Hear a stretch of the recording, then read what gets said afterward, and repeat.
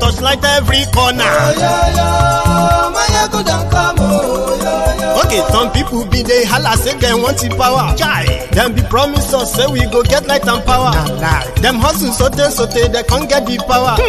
But now they know they do anything with the power. Sure. Every day, dollar just they get the higher power. Over naira. See them talk say make we off mind. But thank God say Mayegun don come. So my people make you loud down. Mayegun don come, My people make we shout down. Mayegun don come, Mayegun don come, man of the masses. Mayegun don come, Mayegun diary political. Mayegun don come, This one not dey off in mind. Mayegun don come, Person wey dey do evil no wan make person talk. Dem say that Mayegun, that man too dey talk. He too dey talk. Say Mayegun diary, he dey hot like pepper. But every day dem dey thief money in bulk. Poor man pikin dey the street dey hawk. Still dem talk say make we no talk. But thank God say Mayegun don come. So my people make you loud. Mayegun don come, My people make you shout. Mayegun don come, Mayegun don come, man of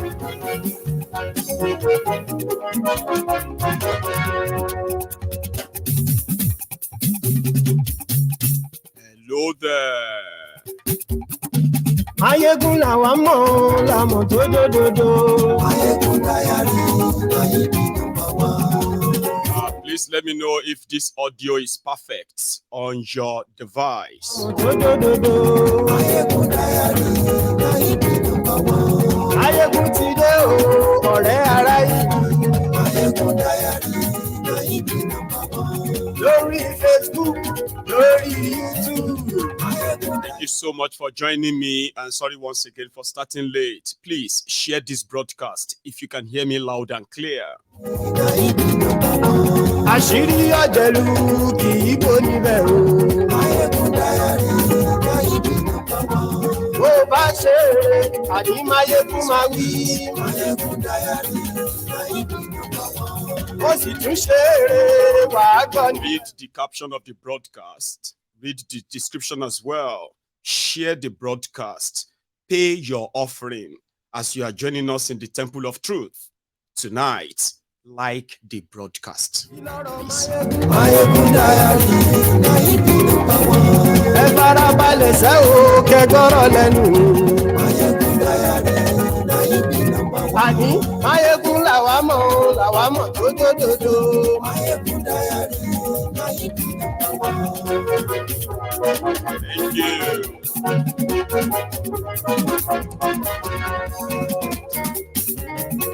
Àní ẹ̀sùn ràkì. Mayegun ti dé. Mayegun ti dé. Ọ̀jẹ̀ Ó ti dé. Mayegun ti dé. àní ẹ̀sùn ràkì. Mayegun ti dé. Lórí Facebook, Mayegun ti dé. àní ẹ̀sùn ràkì. Mayegun ti dé. Lórí YouTube, Mayegun ti dé. We are going to be reporting from the tribunal. Call it a tribunal update on Mayegun's diary politico. There are some gist there. Yes. Bádìyẹ, Mayegun máa wí. àní ẹ̀sùn ràkì. Mayegun ti dé. Pẹ̀sìdó bá rúfin o, Mayegun máa wí. àní ẹ̀sùn ràkì. Mayegun ti dé. Kí gómìnà gbówó jẹ, Mayegun máa wí. àní ẹ̀sùn ràkì. Mayegun ti dé. Ọlọ́pàá ti ń darí bá, Mayegun máa wí. àní ẹ̀sùn ràkì. Mayegun ti dé. Aṣòfin tí ń rúfin o. Mayegun máa wí. Yes, that's a distinction. I don't know whether IPOB is Igbo. Even though I have Igbo blood flowing in my vein, I am not an Igbo man today. I was coming to that. What's the meaning of a diabali? The diabali is an animal, but what it literally means, what its contextual meaning of a diabali is he who kills at night. My great ancestor, Nabobuari Harry Braid, was originally an Igbo man from Obon in Abam. His parents moved to Obosi in present Anambra State, both in present Anambra State. From there, he came to Kalabari. King Amakri acquired him from the Aro people who came with him to Taurus Ramapri, Elem Kalabari, and he became a Kalabari man. Yes, that's a distinction. I don't know whether IPOB is Igbo. Even though I have Igbo blood flow.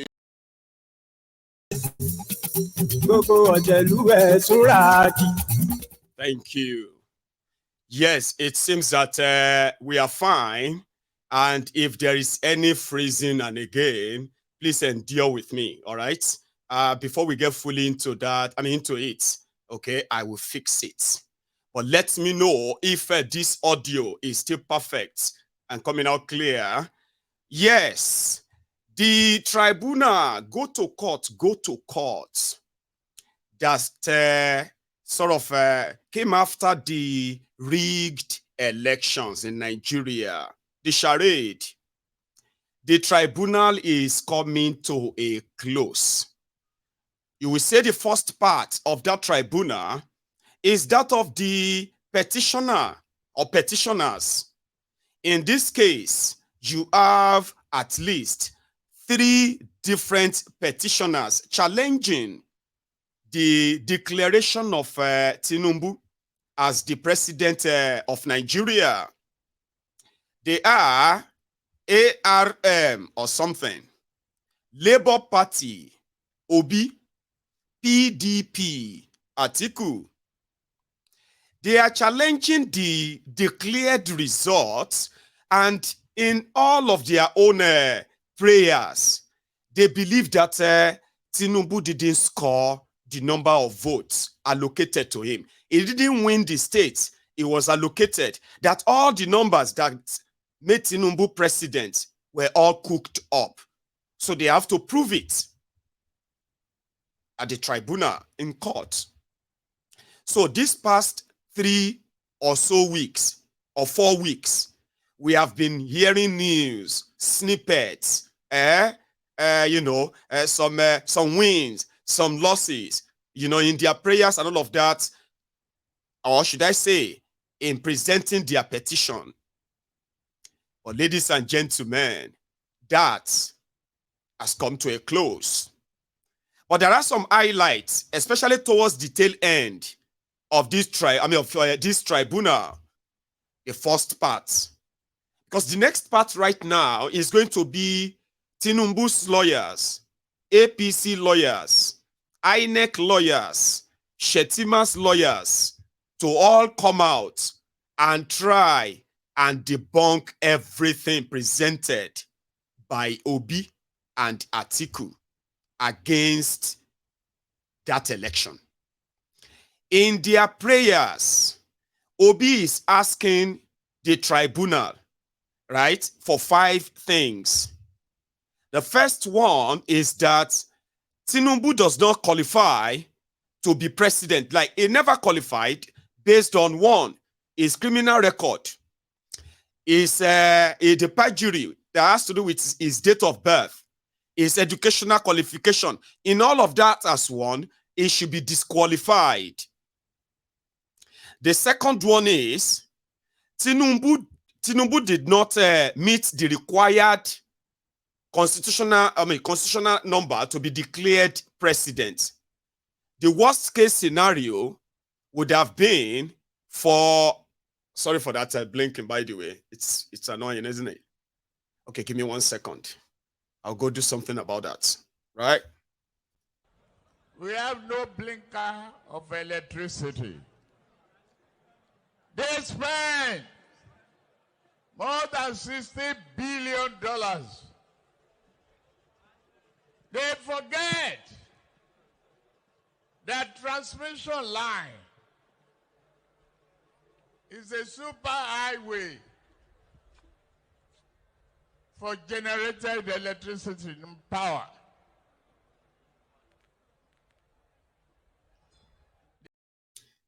We can come back to that.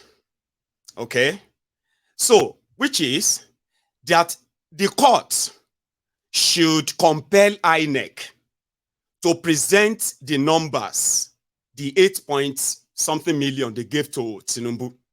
That if the court should compel them, and they will realize that constitutionally, Tinubu didn't meet any kind of constitutional, a number to be declared winner. So the worst case scenario is that the court should first disqualify Tinubu, then declare a rerun for whoever is left, or whoever are those that are left.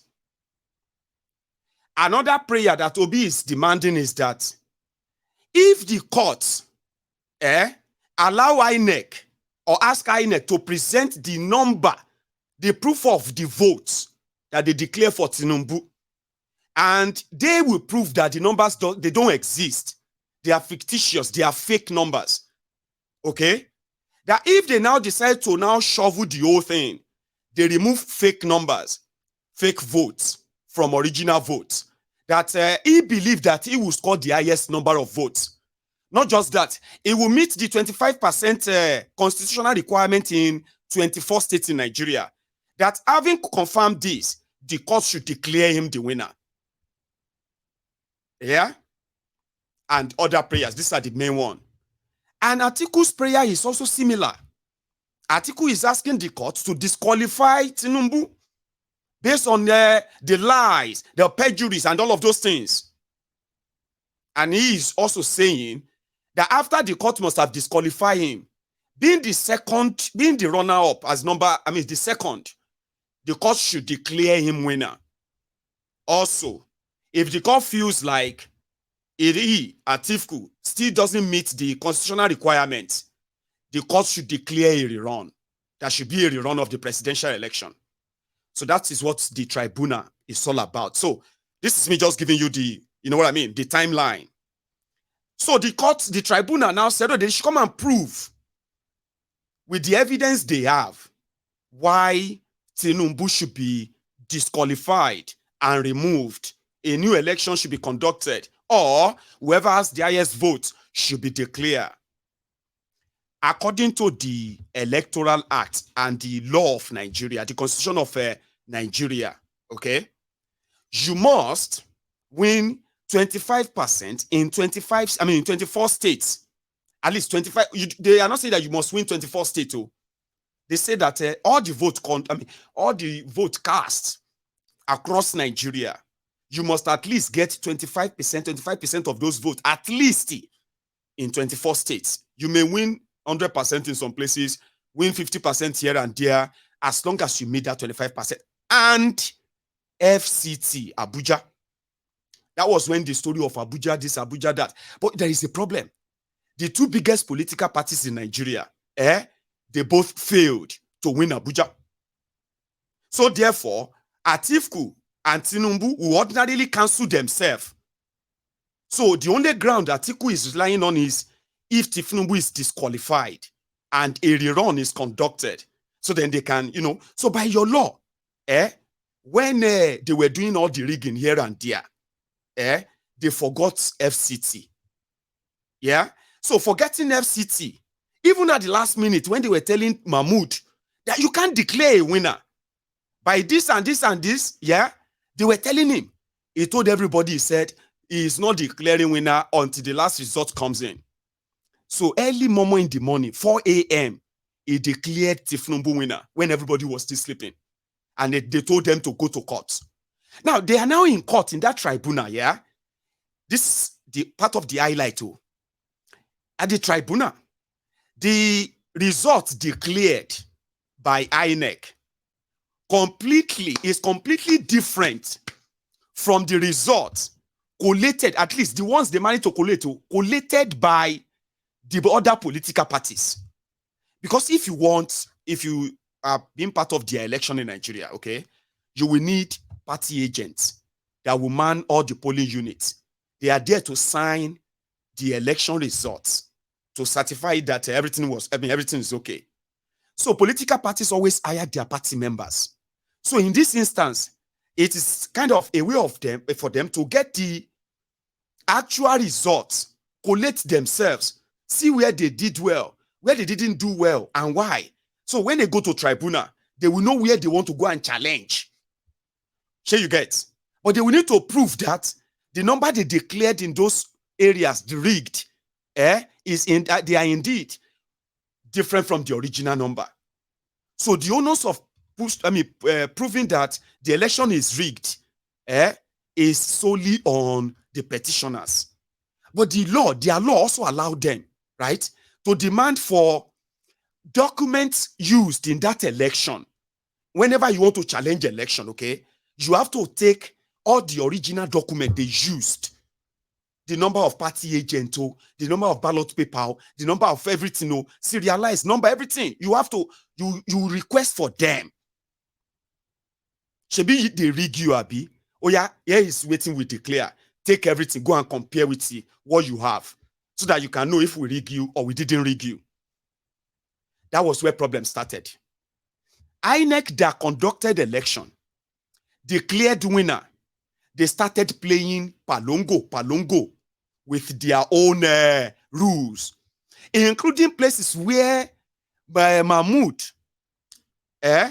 publicly confessed that the what's it they call them, beavers and all of that, they are completely impenetrable, foolproof. They are now denying that they didn't say that, because the law said they can do whatever they like in conducting election. So when they go to the tribunal, INEC give us all the documents you used.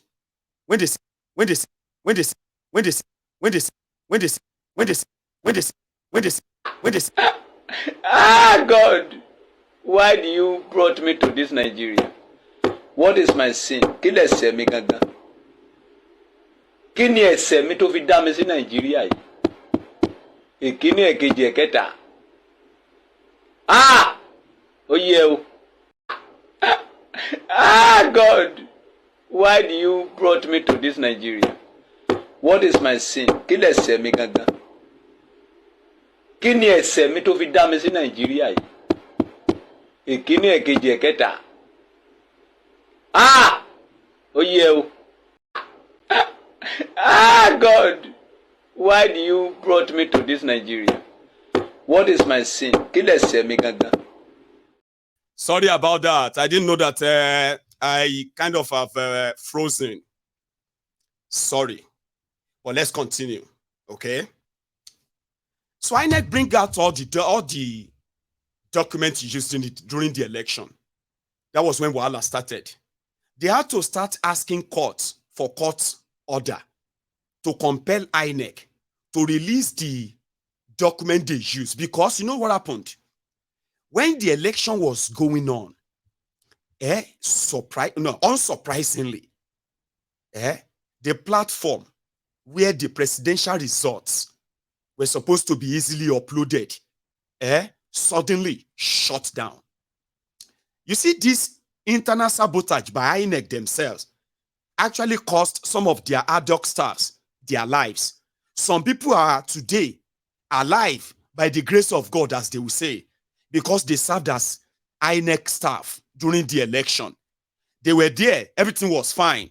But when the election was about to start, what they told them before election is different from what they were telling them on the day of election. They told them that before election, we trained you to use this machine to capture voters and make sure the people you captured, they are the people who come to vote. So once they finish voting, take the picture, upload the results to this level. Very easy and straightforward. But the moment on the day of election, it was a different directive. This time around, they are not going to use beavers. Anybody that is not interested can go away. At the end of the day, when it was time to upload results, that was when Wahala started. You see, this internal sabotage that should ordinarily have cost people their own job, including jail time, INEC now became the defender in courts. They said they started lying the usual Nigerian way. Some people tried to hack the server. They wanted to manipulate the election. How come it's only the presidential election that they try to manipulate. What about other elections? How come it was easier for other elections?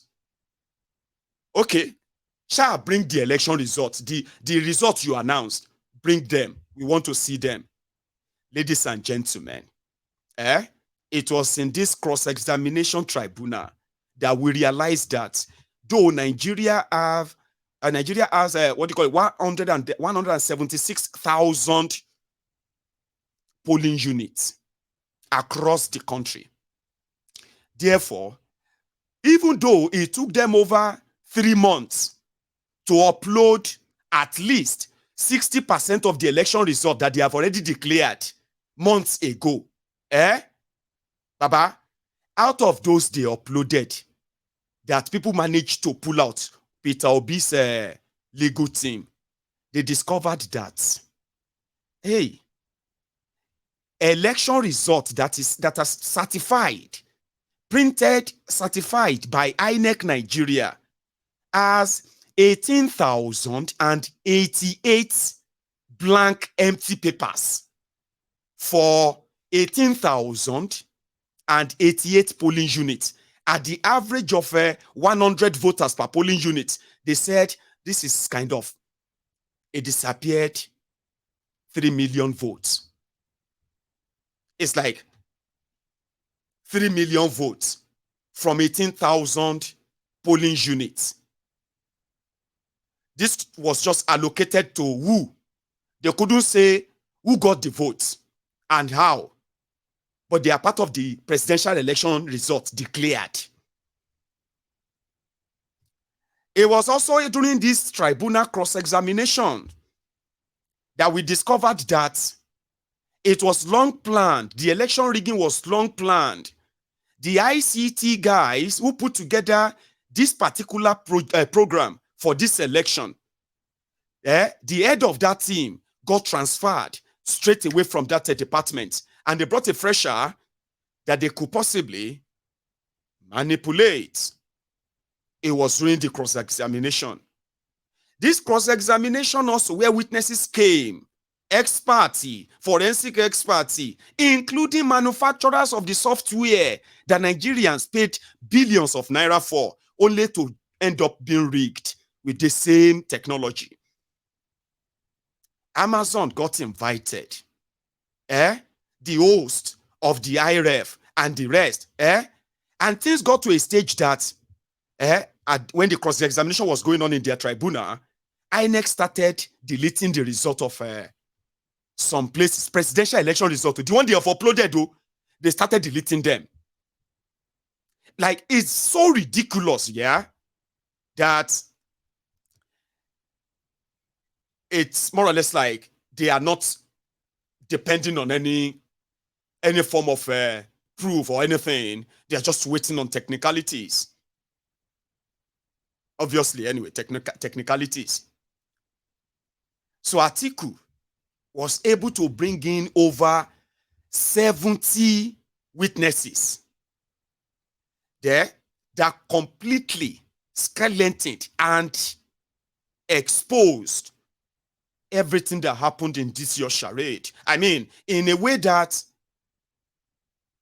if a lot of you actually get set to be following this, yeah, you would expect that something is going to happen in Nigeria if the tribunal should rule otherwise. But if you are not following it, or you are following some sound bites, roadside this and that, yeah, fine. But all of that has come to an end, which simply means, as we are, it's going to be the turn of Tinubu, Shetima, INEC, and the rest. It got to a stage that INEC that gave them documents, as okay, oh yeah, take, those are the documents. You have to pay for them, oh, they paid them. The same INEC in the same court is asking the court not to accept those documents as evidence. Why? You know what I mean? Like, why shouldn't we? Anyway, all of that seems to have come to a close. There's an adjournment, which is likely going to be tomorrow, and those all prove whether Tinubu lost or he won is coming to an end. And from next week, they will begin their defense. they will begin to call their own witnesses. And they will begin to kind of, and it doesn't kind of, they don't do that for long. Because, I mean, as expected, the tribunal judgment is expected at least by the 5th of August. So what they will do is going to be, after INEC, all of them, they put their defense against everything that Atiku and Obi have, I mean, sort of said. Then the tribunal will go and write their judgment. And because there are 5 or so judges, so 2-2. So if 2 says there should be, Tinubu didn't win, it should be disqualified. And another 2 says, it seems everything is fine with the election, no problem. That is a tie.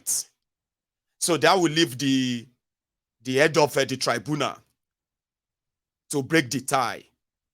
And I know you know where that is going to be, Abi. That's how tight. And from what we know, the judgment of the tribunal is going to come individually. Even though they have this kind of a presentation altogether, right? So when they want to deliver their judgment, they will call the individual party. They will call the ARM. They will call a Labour Party. They will call Atiku. So in the case of ARM versus INEC versus Tinubu, after all said and done, this is our judgment. In the case between Peter Obi and Tinubu and INEC, on these prayers that you ask for, where you ask us to declare Tinubu disqualified, yes, we disqualified him. No, we don't. On your prayer that we should declare you as the winner of the election, with all your proof and all of that, we hereby declare you winner of the election. That's how it is, oh, no joke. Oh. In the case of us declaring a rerun, since we have declared you winner, there is no point in declaring a rerun anymore. We hereby declare you the winner. So if it's when they get to that of Atiku, they will read the same thing. But in the case where they found technicalities, they will explain, oh, they will tell you. That's why they will tell you that when they will declare their judgment, it can actually be for hours. Yes, it can be for hours. They will say they are still reading their judgment. But once they are reading their judgment, you will know where it is going. Technicalities, like you know of Nigeria.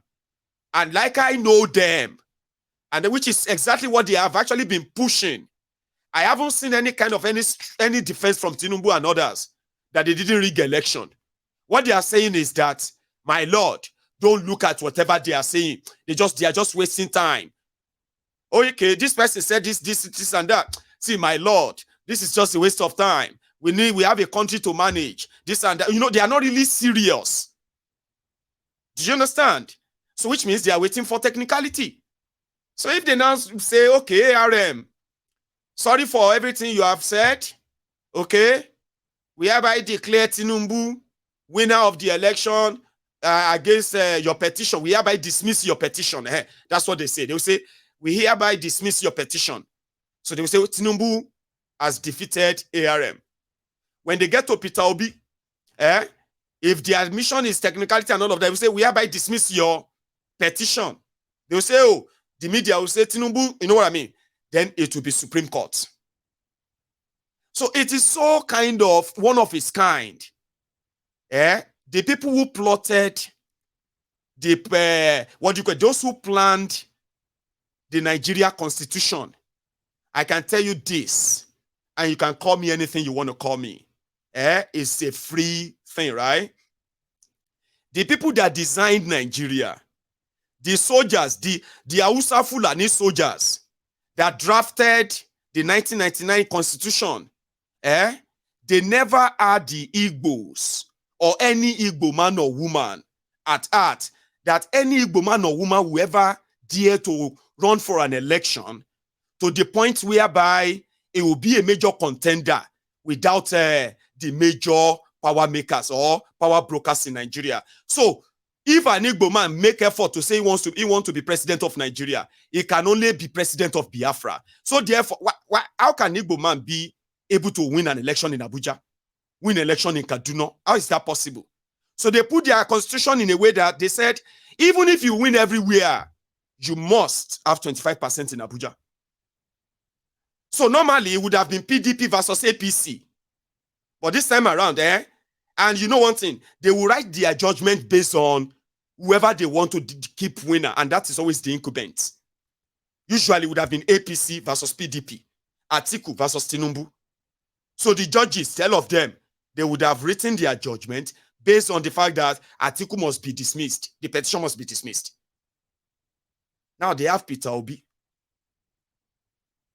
So you can't use that same template that they have been using in this scenario anymore. It becomes more complicated. Because this Peter Obi has won in Abuja. He has won in places in northern Nigeria where he got rigged. He got rigged and it got so obvious that if he is allowed to prove that, as he is done so far, and that come to stand, so legally he is already won in places he is meant to win. So what are they going to do now? Should the tribunal now say Obi has met all the constitutional requirements? It should be declared winner? How? So it's complicated. I like the fact that a lot of you say, Baba, they don't get choice. They must do them. I'm not saying they won't. I'm just saying, even to dismiss the case, Peter Obi's case, it's not going to be using the same template like they use PDP APC. You will agree with me on that? Peter Obi's case is not a case you can say, you did know your case is not, yeah, move it out. Really? And you are the justice of the appeal court. No. You must look for one technicality. You must use something stronger. Do you understand that now? It's complicated now. That is what I'm saying. So, we'll look forward to the next few days when they will start the defense for Kolu. Because Kolu himself is currently in France, right? Attention, no. Ahora vamos.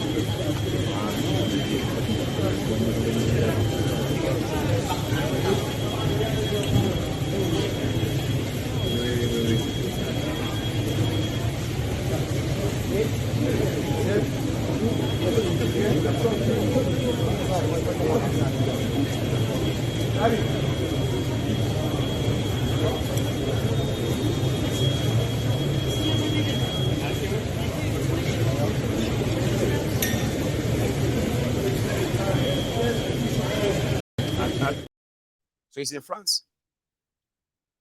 So now we have heard that INEC, they are now deleting they are now deleting the result of Federal Capital Territory, the one that is really bone of contention.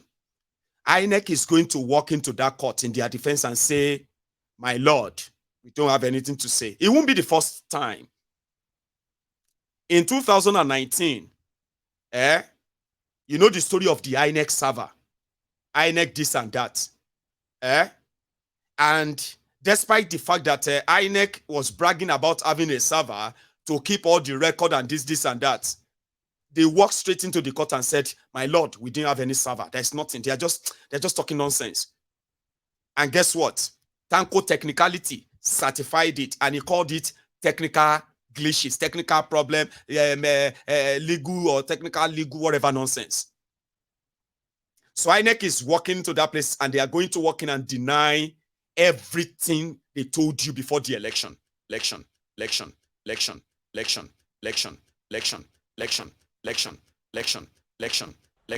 We have no blinker of electricity. They spend more than $60 billion. They forget that transmission line is a super highway for generated electricity and power. They could not even make a down payment for a roasted corn. Get that? Sorry for that phrase again. So they are. Now, the evidence is now showing when they brought in experts. Remember that INEC said they wanted to configure their beavers machine. Okay? So out of all evidence they have managed to collect from INEC, because before some of this evidence can be able to be useful in this kind of case, right? You have to take them from the authorized quarters. That will be like a certified, is signed, and the rest of that. Sure, you get. So if INEC is holding back some of this information, and these petitioners can have access to them, you know they are already being sabotaged, compromised already. And then when you come out later to say, my lord, ignore these things, we don't even know where they got them from. And it is already showing in that tribunal where INEC is violating the court order, violating, in fact, abusing, and then ignoring some of the bench order in this whole tribunal stuff. And the tribunal have told the petitioners, we know they are not listening to us. We know INEC is not obeying what we said, but there's nothing we can do. The only thing we can do is to keep sending them the subpoena. We send them the subpoena and we hope they will honor it. So INEC is not going to honor anything, because the entire system is indeed, the entire system are those behind the office like a script. So it's good enough that we are watching that and we're following it, and we will watch how everything is going to It's going to explode right before their very eyes. Anyway, going forward, they now discovered that INEC that deceived the court that they wanted to format beavers machine, they indeed were actually deleting the presidential election details from their beavers machine. When they brought in their experts, it was the expert that said, we can get all those things back, but we can tell you that they deliberately deleted them. These things were not done by hackers. There were no hacking attempts on INEC server. There were there were nothing there's nothing that looks like suspicious during Nigeria election when it comes to all of this technology that day, except for where they deliberately compromised it. So they've proved that. They say, yeah, they deleted it. INEC deliberately deleted all of the presidential election results. So when they now ask INEC to present election results, what they presented, as mutilated as they have been, right? There is no backup, according to them. There is no backup anymore. We don't have anything anywhere anymore. We have printed them out. So these guys are now saying, if the court will allow it, they can present and tell them where they keep all those things. Just show them. We'll show you. Court will show you how they did it. And we can tell you free of charge that this was done by INEC themselves. INEC compromised the election themselves. Mahmoud Yakubu committed treason, and he is still walking about as the INEC chairman of Nigeria. So he committed treason. Court will show you. Not only should you you should bin this nonsense. People responsible should be arrested, prosecuted, because what they actually did is worse than all those things you see terrorists doing. Sure, you know, Sha? Those who are rigging your election, they are worse than your terrorists. You see that terrorist shouting, Allahu Akbar, or the other terrorist that is telling you that your land or your life. In Nigeria, those who are rigging your elections, they are more dangerous than those terrorists. Ask me why or how. If those who are managing your elections are very much interested in gratification, okay, to the point that they give criminals the access to your power, to power, they gave access, they deceived you by giving sovereignty to criminals who eventually sell off the country, blow up the country, burn down the country, as long as the money comes to them. So if those who keep doing that to you, they are those who are legitimizing these criminals. So if you vote to reject them, if you stand up against them, and some few people, so what is some few? Few people can turn all of that around to whatever they want it to be. That is worse than terrorism. Because everything will happen to you. Bad governance will bring terrorism. Bad governance will bring corruption. Bad governance will bring poverty. Bad governance will bring ethnic division. Bad governance will bring a tribal division. Bad governance will encourage religious supremacy. That's exactly what bad governance will represent. Everything evil. So those who make that happen shouldn't be walking free. You know that. They should not be free men and women. If you are one of those who have worked with them in rigging elections, you may not know what you have done. You are worse than terrorists. Because that's the pain of what Nigeria is. So with Mahmoud Yakubu and his gang, heavily backed, they had this all planned. They were all along. I'll show you inside the court anyway. May not be like, say, where you hear all these things? Because now inside court we they hear all this while.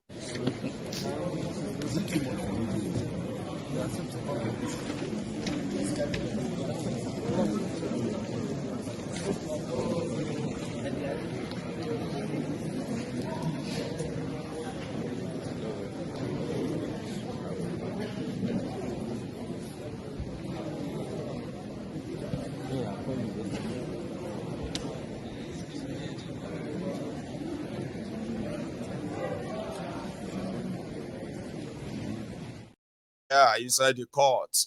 Here is another one.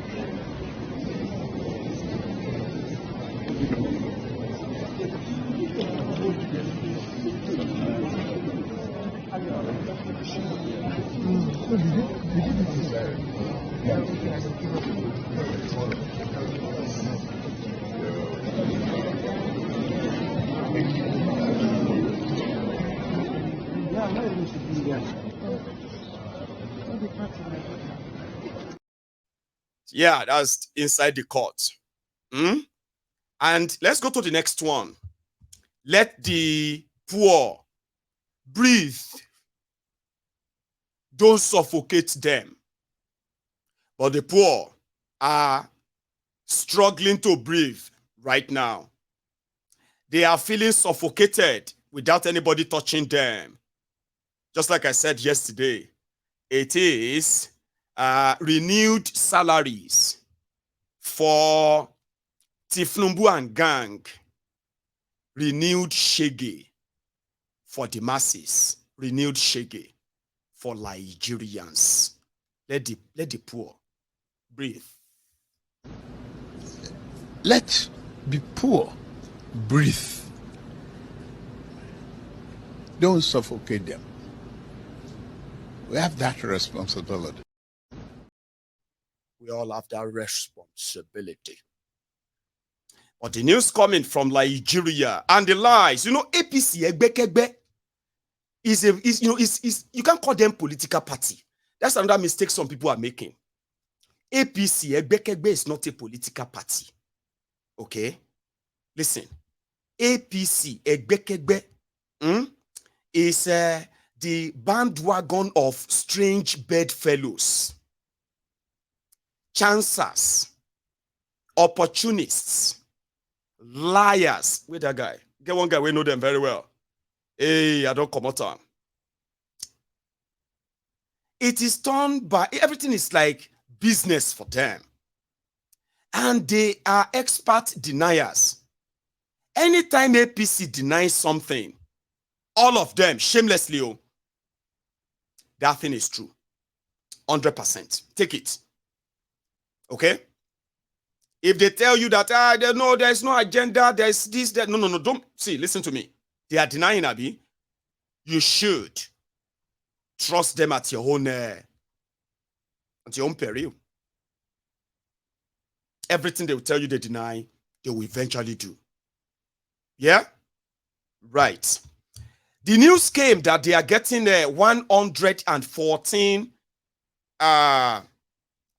price increase called salary increase. I don't want to go into much of that, right? They told the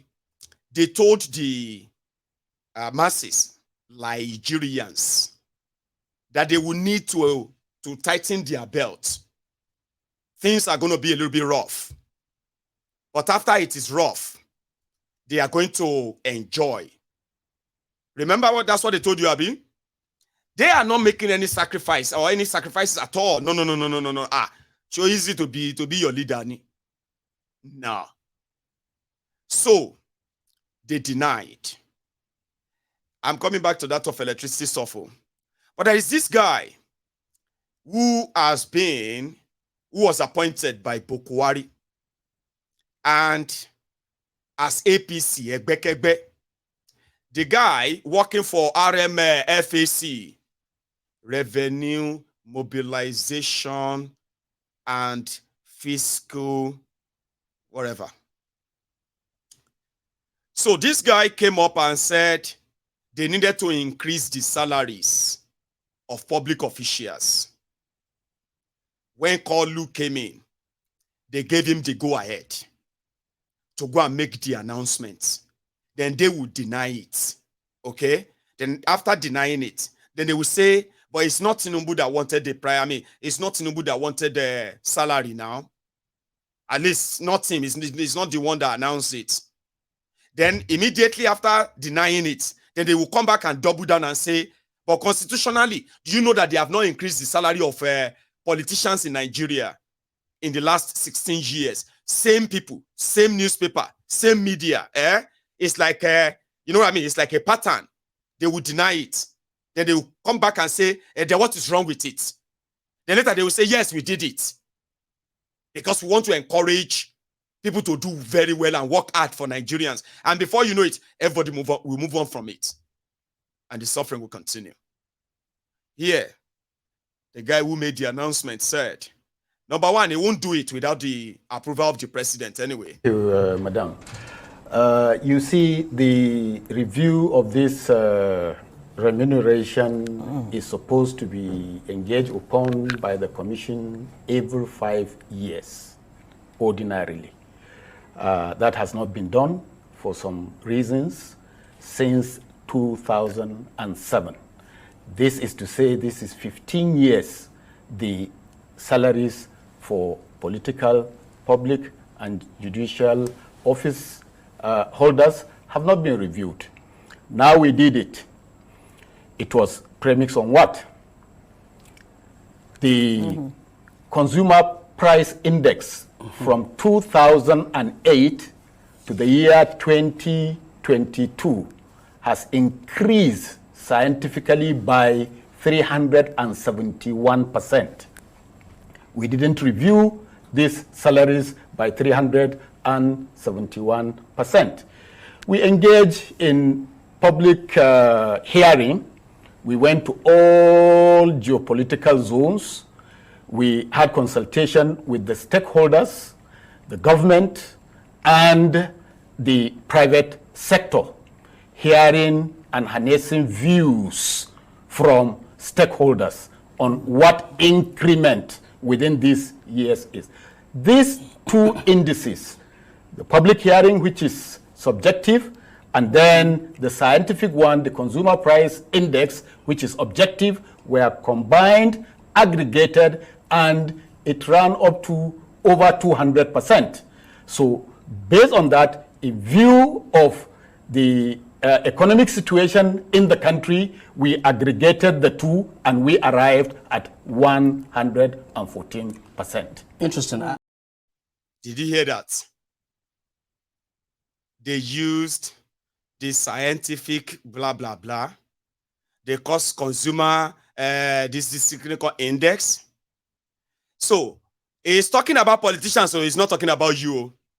And they realized that things have kind of improved or something. No. Things have gotten so high by over 200, over 300%. So that what they are paying the politician and how much it takes to live in Nigeria, in this last few years, it will take what a normal politician, or let's put it this way, they say it will take the salary of a politician in Nigeria today, it will take him 3 times of that salary to be able to survive in Nigeria of today. Okay, I think I found the better narrative. What they are saying is that as a politician in Nigeria, Nigeria is so hard, that for you to survive in Nigeria today as a politician, you need times 3 of the salary they are currently paying politicians now. You need times 3 of that because things have gone up by 300%. What is your own offer, the people? What offer are they presenting to you? Because you are those who are also living through, you never have access to free money, you never have access to steal money. Like them, you are going through that, Abi. But their own agenda doesn't, because they can't pay you. If they have to pay you 300% of what you are getting right now, Nigeria will liquidate, Abi. But Nigeria won't liquidate or bankrupt if they pay the politicians the same thing. Did you hear him saying that? That's how they arrive at 114%. That is manageable to maintain a politician, president, vice president, senators, governors. And that's exactly the stand right now. Like, why not? They need to do it if you want them to still do their own job. Meanwhile, immediately they said they remove subsidy. Before them, you were paying 1,562 naira for 100 units of electricity in Nigeria. When Bokwari came, that jumped to 6,500 naira to get the same 100 units of electricity. But in a space of just 1 month, that this man made the announcement of we remove subsidy. Now, this electricity now, you will need 10,000 naira for 100 units of electricity. So if you're a businessman, take a look at that leap from 1,500 naira in 2015 to 10,000 naira for the same unit of electricity. But yet your salary has not been reviewed. Salary not reviewed. The public, the economy not improving. And they are saying, let the poor breathe.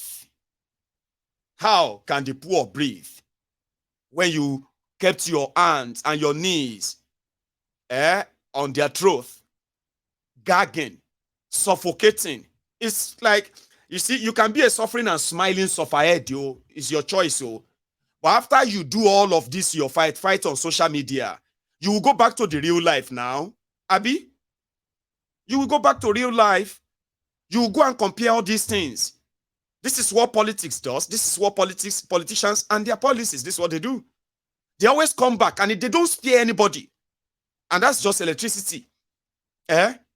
Same goes for everything that you currently need to survive in that Nigeria. You need water, you need food, you need house rent, you need hospital bills, you need everything is touched, but you are not in their consideration, except for those they believe cannot survive in Nigeria if they don't give them that raise. I'm just saying, obviously I get anything to, I'm just like, you hear me now. And you will go and think about that and just sit down there and be like, man, no. And that's Nigeria. Now, they can't do all of this get away with any of this without their usual divide and rule. Asari Dokubo has been trending in the last few days. I don't want to replay that video where it was threatening the Igbos with gun. I don't have to repeat that. But there are some other things he said without displaying this violence, this or that, okay? That completely, in my view, because you remember the last time I spoke, I said I was kind of, pairing together some pieces of information. They are not proven, and I threw them out here then, like, what was the relationship of Asari Dokubo and the unknown gunmen that have been perpetuating terrorism in eastern Nigeria, using the name of IPOB that they have nothing to do with, killing the people that IPOB stand to protect. So what was the relationship of Asari with this unknown gunmen? What was the relationship of Asari Dokubo and Buhari's government that sworn to wipe the Igbos out of Nigeria because they are dot in a circle? So we were still kind of thinking on that.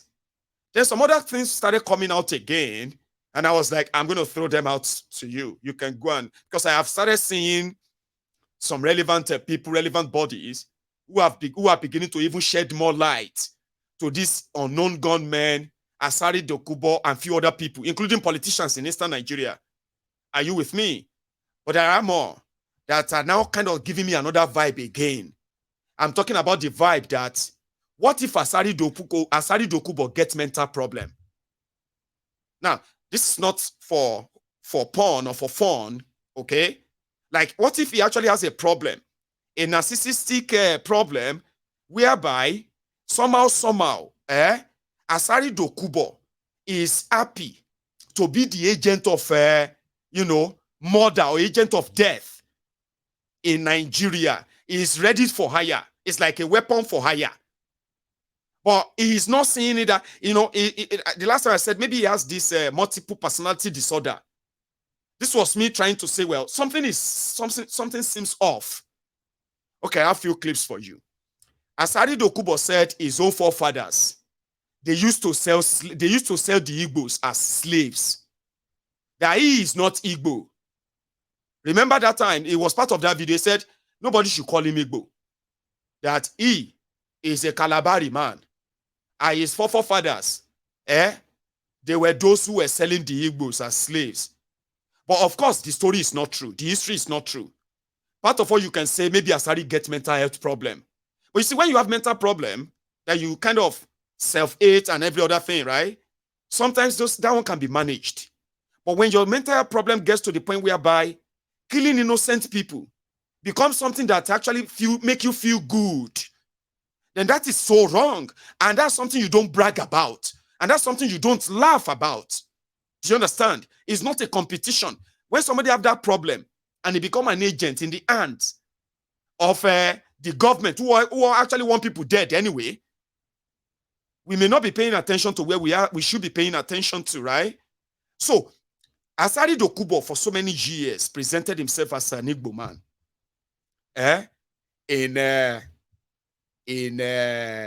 What do you call it? Calabari in Niger Delta. He told the story then that because of that, and he said his own forefathers are not the only person. That almost everyone in that part of his own part of Nigeria, they were Igbos. That it was the situation of the time that got some of them to change that they are not Igbos. Asari Dokubo said it himself. But what he didn't say is this. Back in Igbo, back in the days, that dark days, when slavery was source of wealth for some horrible ancestors of ours. In Igbo land, there is a clan called the Aroshuku, right? They became famous for slave trade. And what were they doing?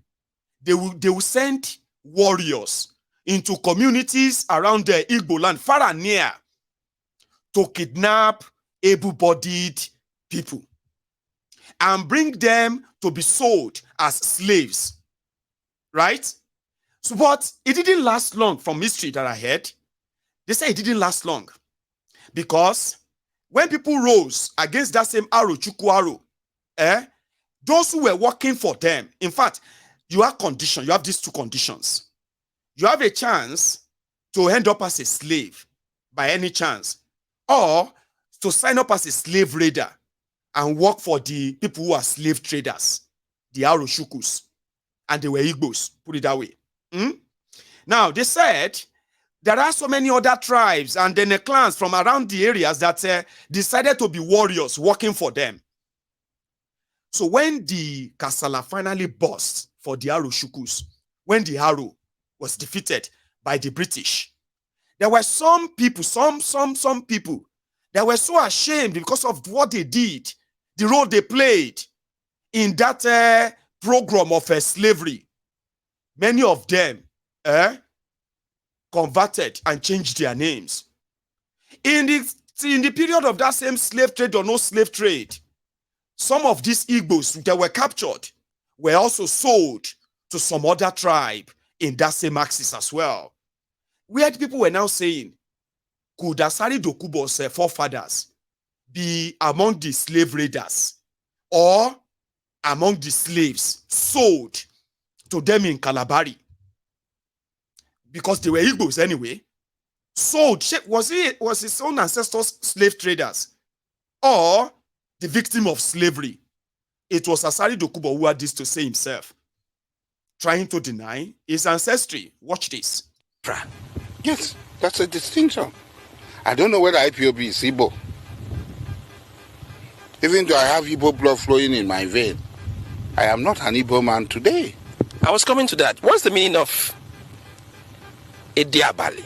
The diabali is an animal, but what it literally means, what its contextual meaning of a diabali is he who kills at night. My great ancestor, Nabobuari Harry Braid, was originally an Igbo man from Obom in Abam. His parents moved to Obosi in present Anambra, so both in present Anambra. From there, he came to Kalabari. King Amakri acquired him from the Aro people who came with him to Taurus Ramapri, Elem Kalabari, and he became a Kalabari man. You see how ashamed he felt talking about that story. King Amakri acquired his forefathers. So which means his forefathers, they were never slave raiders. In fact, the Aro people that he's talking about took his forefathers and they sold his forefather to the Kalabari. And that's how his forefathers became Kalabari. And he kept telling himself that he is not Igbo. But before then, before all of this, Asari in his element. The only solution, the only guarantee for our future